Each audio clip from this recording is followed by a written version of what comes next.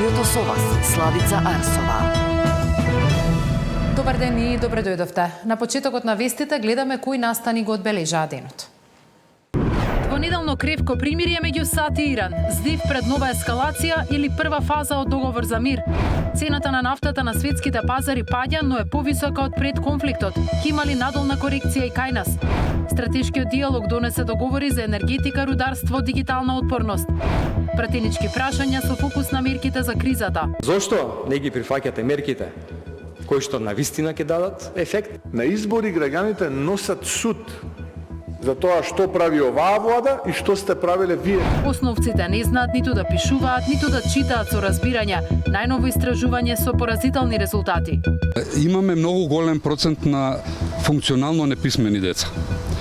Ова не може да се промени доколку не се променат начините на кои се работи со деца. Во судница одекнаа снимки од пријавите на Ивана до полицијата за семено насилство и злоупотреба на дрога.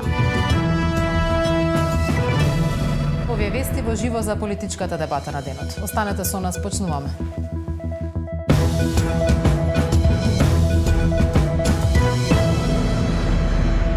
Само еден час пред истекот на ултиматумот, Вашингтон и Техеран договорија двонеделно примирие, но тензиите далеку од тоа дека се надминати. Трамп зборува за напредок и договорени точки, Иран за услови и гаранции, американскиот подпредседател предупредува дека прекинот на огнот е кревок. Пред новата рунда разговори во Исламабад останува главното прашање дали ова почеток на договор или само краток здив пред нова ескалација. Деспина Тодоровска. САД и Иран договорија примирие во следните 2 недели, само еден час пред истекот на ултиматумот на Трамп кон Техеран да прифати договор или да се соочи со уништување на цивилизацијата. Американскиот председател објави дека е постигнат договор со посредство на Пакистан, САД да запрат со нападите, а Иран да го отвори Ормудскиот теснец. Трамп денеска пишува дека многу од точките за примирие се веќе договорени. САД ќе соработуваат тесно со Иран, за кој утврдивме дека поминал низ она што ќе биде многу продуктивна промена на режимот. Нема да има збогатување на ураниум, а САД работејќи со Иран ќе ја ископаат и отстранат целата длабоко закопана нуклеарна прашина. Таа сега е и била под многу строг сателитски надзор. Разговараме и ќе разговарам за олеснување на царините и санкциите кон Иран, потврдува Трамп. Според најавите од Иран, пак двете држави во петок во главниот град на Пакистан седнуваат на заедничка маса во обид да изнајдат и конечно решение. Помеѓу имињата кои ќе ги предводат делегациите се споменуваат спикерот на иранскиот парламент и американскиот подпредседател J.D. Венс. Токму Венс денеска порача дека примирието е кревко, а ако Иран се обиде да го прекрши, ќе дознае дека Трамп воопшто не се шегува.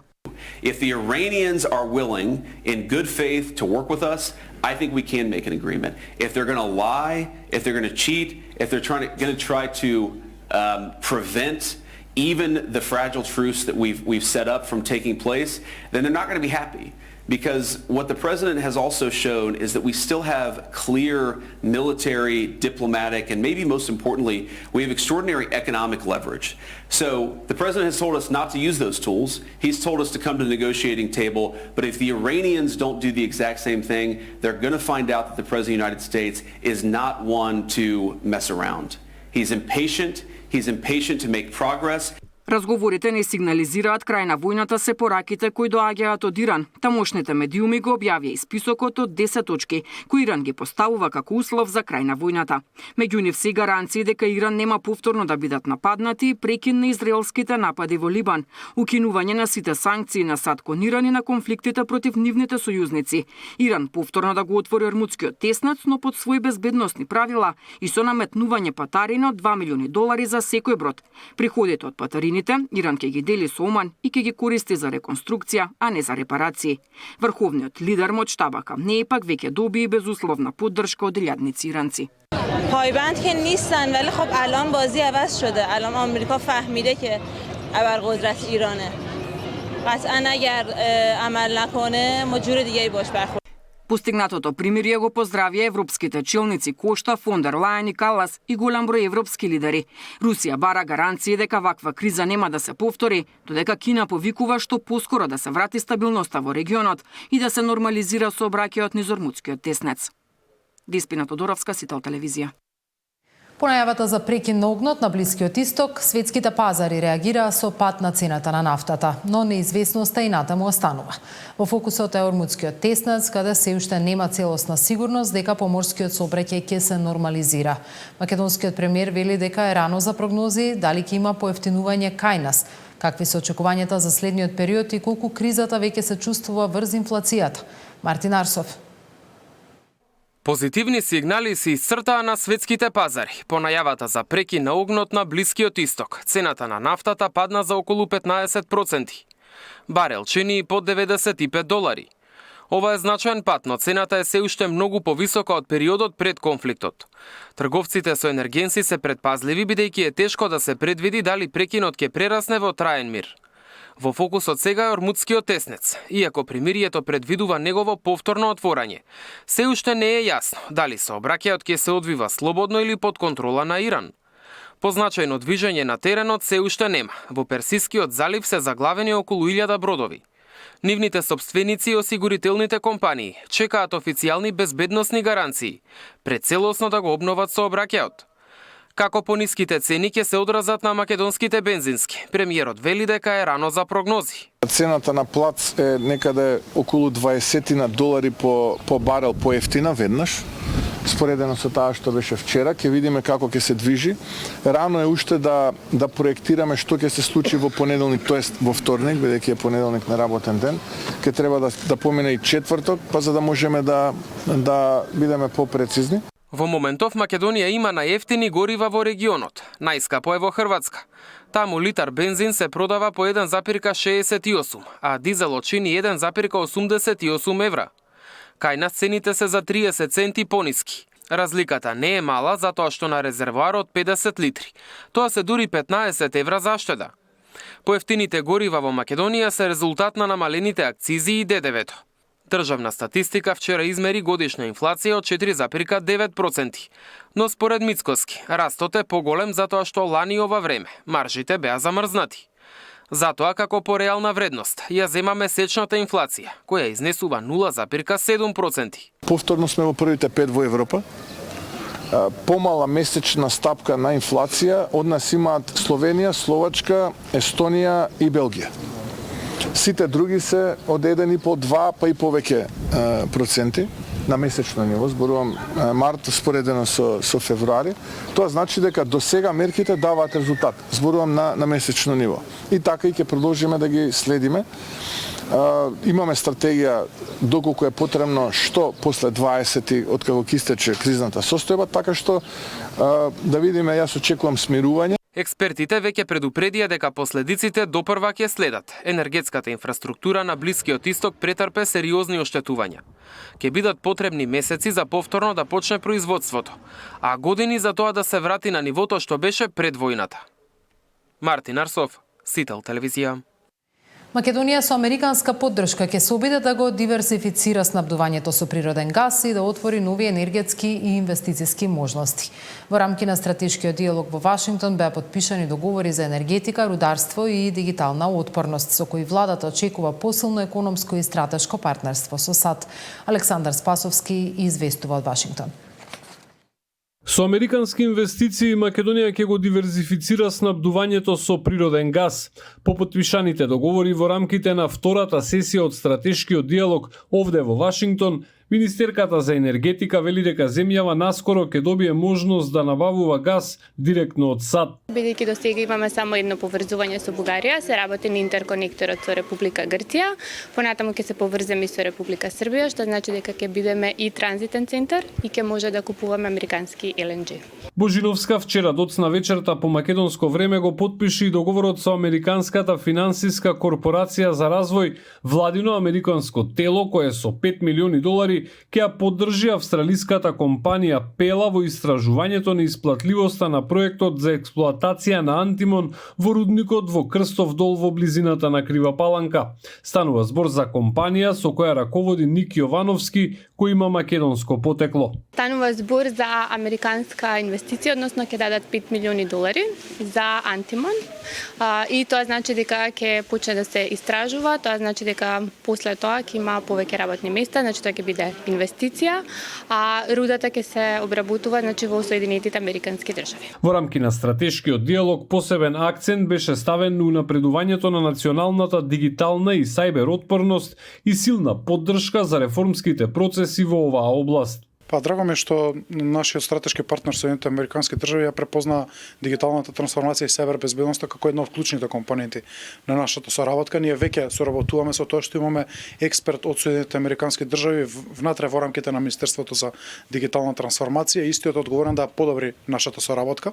Освен што договараме на сеопфатен меморандум за соработка помеѓу двете држави во овие две области, можам да кажам дека понатаму ќе продолжи поддршката на владините институции, главно во изградбата на владиниот центар за одговор на сајбер инциденти, опремувањето, хардверот и софтверот во оваа смисла, но и заштитата на сите критични системи. Во време на засилени глобални тензии, Македонија се обидува да ја зацврсти својата позиција како партнер на Соединетите Американски држави. По средбите и подписите, фокусот сега се префрла на спроведувањето на договорените проекти. Од Вашингтон за Сител, Филип Поповски и Александар Спасовски.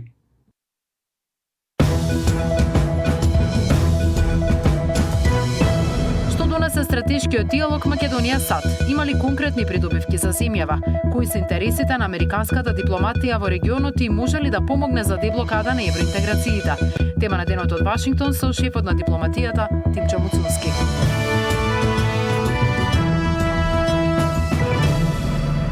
Опозицијата и власта со меѓусебни обвинувања кој има, а кој нема план за заштита на граѓаните од нов ценовен удар по кризата на Блискиот Исток.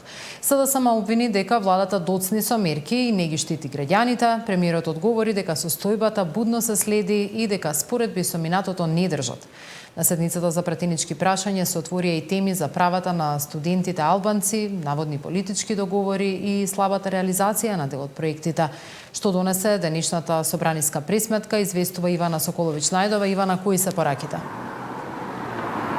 Така е, Славица, во текот на денешниот ден опозицијските пратеници упатува низ прашања кон владата. На оваа седница резервирана токму за нивни прашања. Во фокусот беше ова актуелна криза по ескалацијата на состојбите во Блискиот Исток. Опозицијата обвини дека владата нема конкретни мерки и не реагира навремено на состојбите кои што ни следат.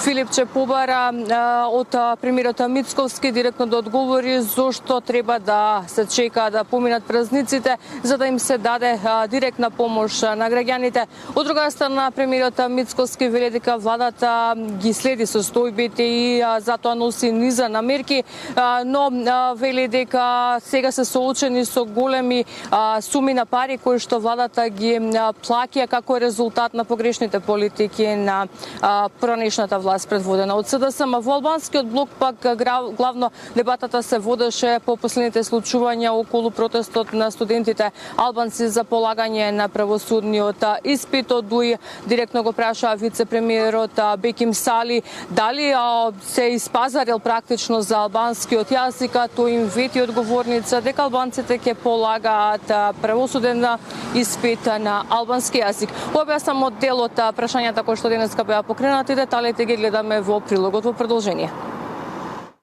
Парламентарното мнозинство го одби пакетот закони на СДСМ за заштита на животниот стандард на граѓаните по притисокот од кризата на Блискиот Исток. Ова ги разгори обвинувањата меѓу опозицијата и владата дека нема план за справување со кризата.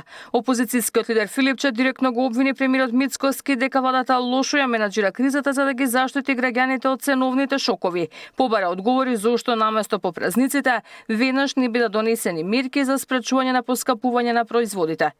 Економската состојба не е добра, дека граѓаните, а тоа го слушаме секојдневно по нивните апели, по нивните сигнали, едноставно не можат да преживеат. Моето прашање е зошто не ги прифаќате мерките кои што навистина ќе дадат ефект? Еве, сега имавме предлог на закони. Дали планирате сега, не после великденските празници, на луѓето сега им се потребни мерки. Кој знае како ќе биде после великденските празници, како ќе се одвива кризата.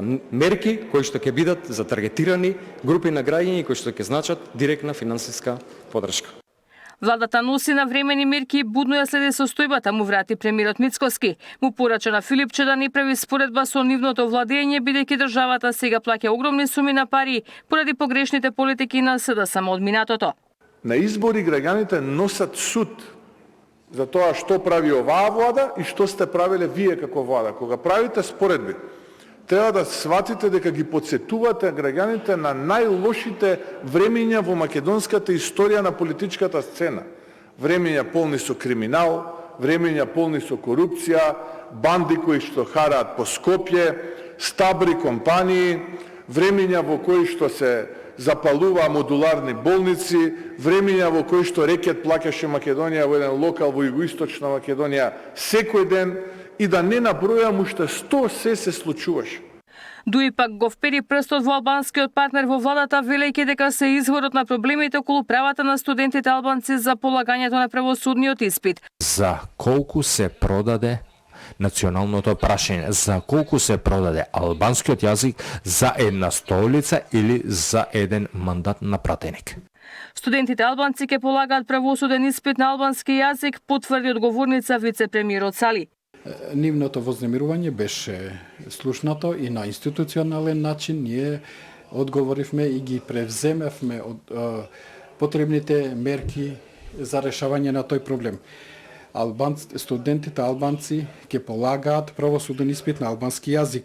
Левица пак тврди дека има сигурни информации и побара одговори од Мицкоски. Дали тој лично стои зад планот за вработување на председателот на Уставен на некој од универзитетите по завршувањето на неговиот мандат во судот. Премиерот само кратко негативно одговори.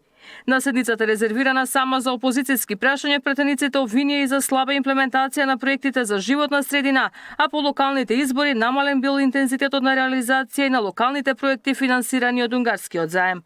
Ивана Соколовиќ, Најдова, Сител телевизија. Претениците дадоа зелено светло за именувањето на Ацо Ристов за нов председател на Регулаторната комисија за енергетика. Со 68 гласа за и 15 против, тој презема функцијата прв човек на РКЕ.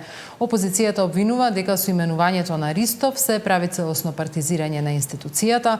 Власта пак во одбрана вели дека Ристов ги исполнува сите критериуми побарани за изборот. Денеска помине изборот на двајцата вице-гувернери Ана Митреска и Игор Величковски.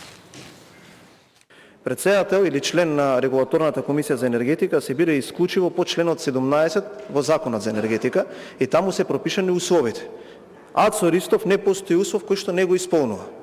Ниту еден од тие услови кои што се пропишани таму, Ацо Ристов во овој случај не го исполнува, односно ги исполнува сите можни услови кои што се наведени во законот. За жал денеска повторно сме сведоци како една клучна институција во државата, наместо да биде независна, наместо да работи за интересите на граѓаните и на државата, станува партиска испостава на ВМРО ДПМН. Добиваме уште еден општински комитет на оваа политичка партија, кој ќе биде дел од партиско-политичките бизнис калкулации. Станува збор за изборот на председател на Регулаторна комисија за енергетика на Македонија, институција која одлучува за цената на струјата, на горивата, на водата, на енергенсите што ги плаќаат граѓаните. Основците не знаат ниту да пишуваат, ниту да читаат со разбирање. Најново истражување со поразителни резултати. Имаме многу голем процент на функционално неписмени деца. Ова не може да се промени доколку не се променат начините на кои се работи со деца. Во судница одекнаа снимки од пријавите на Ивана до полицијата за семено насилство и злоупотреба на дрога.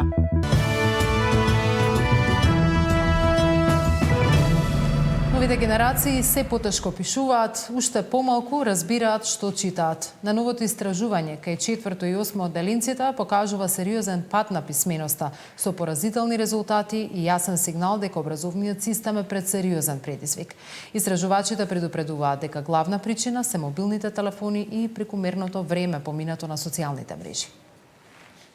Македонија се соочува со сериозен пат на писменоста. Поразителни се резултатите од најновото истражување кај 4 и 8 оделенците, кое открива дека новите генерации се потешко пишуваат, а уште помалку разбираат што читаат. Иако растат во дигитална ера, многумина не го знаат значењето на основни поими како зборот аудио, ниту знаат да изградат собствен став за теми како загадување на воздухот. Главниот виновник според истражувачите се мобилните телефони. Дури 24% од 8 оделенците минуваат цел ден на социјалните мрежи, додека кај помалите, фрапантни 93% веќе се активни корисници на паметни уреди. Денешните деца од 4-то оделение се многу послаби од овие од 8-то оделение, но заклучокот е дека кога овие деца од 4-то оделение ќе стигнат во 8-то оделение, ќе бидат уште послаби од сегашните 8 оделенци. Следно, децата добро се сноѓаат во некои делови на познат текст, кога читаат текст кој го знаат, но кога ќе им дадете текст кој првпат го читаат, не се сноѓаат, тешко одговараат, особено на посложени прашања и особено кога треба да кажат свое мислење или личен став. Преголемата употреба на мобилните телефони негативно влијае врз резултатите на децата. Многу повеќе консумираат видео содржини отколку што читаат книги и дека едно од интересните сознанија дека децата со одличен ракопис и со читлив ракопис прават многу подобар резултат. Во две урбани скопски општини од можни 30 поени учениците во просек освоиле едва 9 до 12 бода. Истражувачите предупредуваат дека ова е сериозен аларм за образовниот систем. Имаме многу голем процент на функционално неписмени деца. Ова не може да се промени доколку не се променат начините на кои се работи со децата.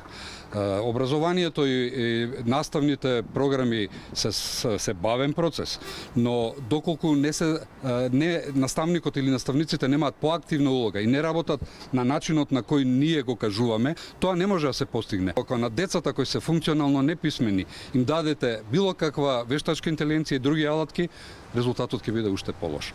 За да се спречи овој негативен тренд, потребен е итен пресврт во начинот на кој учат, да се посвети повеќе време на ракописот, а наставниците да ги поттикнуваат учениците на критичко размислување. Од институтот потенцира дека клучот за подобар успех и да се ограничи времето поминато на телефони и видеоигри, заменувајќи го со спорт и активна комуникација на часови.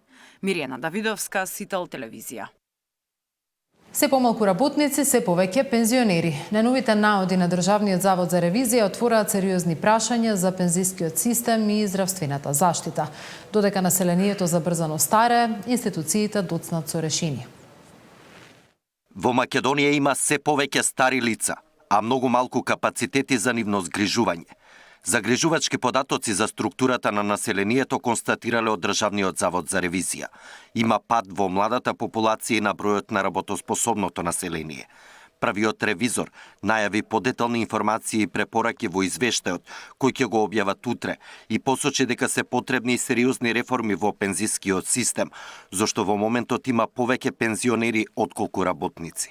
Имаме загрижувачки податоци во делот на работно способното население, имаме загрижувачки податоци во делот на сместувачките капацитети и негата на старите лица, имаме загрижувачки податоци на рамноминото разместување на условите каде што може да се даде за згрижување на старите лица, но имаме и податоци кои кажуваат на потребата од преземање на интензивни реформи во делот на пензискиот систем, бидејќи се повеќе се создава состојба каде што од една страна имаме поголем број на корисници на пензија, од друга страна имаме помален број на вработени. Сериозни забелешки државните ревизори констатирале и во дијагностицирањето на малигните заболувања.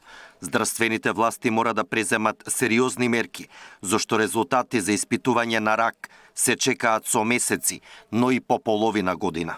Мора да имаме сериозен пристап во делот на создавање на потребните ресурси, она што значи човечки ресурси во делот на медицинскиот персонал, вреднување на нивниот труд и секако користење на опремата. За жал и понатаму имаме констатација дека имаме набавено медицинска опрема која за жал не ја користиме. Да не зборувам за временскиот период на чекање во кабинетите за мамографија на дојка, каде што временскиот период на чекање од скринингот до одреден преглед претегува некаде повеќе од 157 дена. Забелешки за скрининг програмите на здравство за рано откривање на рак на дојка и на грлото на матката имаат и од Сдруженијето на онколошки пациенти, а не е задоволен ниту министерот, кој најави промени во методологијата и следењето на пациентите. Александар Динев, Сител телевизија. Странското мишање и манипулацијата со информации стануваат се посериозна закана за демократијата, јавната доверба и безбедноста. Македонија не е исклучок, но и понатаму нема јасна стратегија, протоколи и координиран систем за одговор на овие ризици. Владата има креирано неформално тело кое истражува дали институциите се запознаени со терминот странско мешање и манипулирање со информации, но немаме конкретна стратегија, ниту протоколи, ниту соодветен систем како да се справиме со оваа појава на правилен начин. Следниот чекор би било целокупната оваа работа може би да институционализираме, односно да го воспоставиме она едно координативно тело кое што на вистина ќе ги следи сите работи и ќе може да биде во текст со состојбите, затоа што и од експертите можевме да слушнеме дека се уште го нема оној најдобар модел кој што ние треба да се стремиме. За разлика од нас, британците можат да се пофалат со исклучително добро развиен систем, кој се состои од рано предупредување на странско мешање, проценка на потенцијалниот ризик, соодветен институционален одговор, но и анализа на ефектот од истиот. Разоткриваме потоа реактивна комуникација, често пати во кризен режим на работа. Со други зборови, кога СММ станал толку силен или присутен што мора да реагираме. И третиот е механизми за градење на капацитети, како публиката или сегменти од публиката да ги направиме помалку ранливи. Експертите проценуваат дека нашата држава има способност да се справи со манипулативните појави, но потребна е институционална координација. This is a global challenge and no one can face this challenge alone, and therefore the efforts of multi-stakeholder approach is what works best. I would highlight the examples of Sweden and the Psychological Defense Agency. France has a strong agency dealing with digital threats. It's called Viginum. Ukraine, for obvious reasons, has a very strong sort of infrastructure for dealing with information manipulation. Тимот на Институтот за комуникацијски студии подготвува и предлог протокол за начинот на справување со странското мешање и манипулирање со информации. Денешниот настан собра представници на различни институции, експерти и професионалци кои анализираа како може да се зајакне оперативната подготвеност на владата за одговор на оваа појава. Габриела Лескова, Сител телевизија.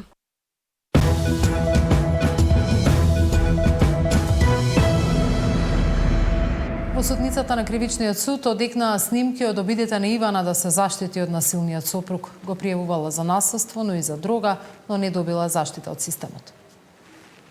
Голем број повици на 112 дека обвинетиот Јовановски, а тепа неговата почината сопруга Ивана, беа презентирани денеска во судницата. Обвинетиот го пријавувала и сопругата, и неговата мајка, сестра, соседи, сведоци кои гледали и слушале како тој физички ја малтретира.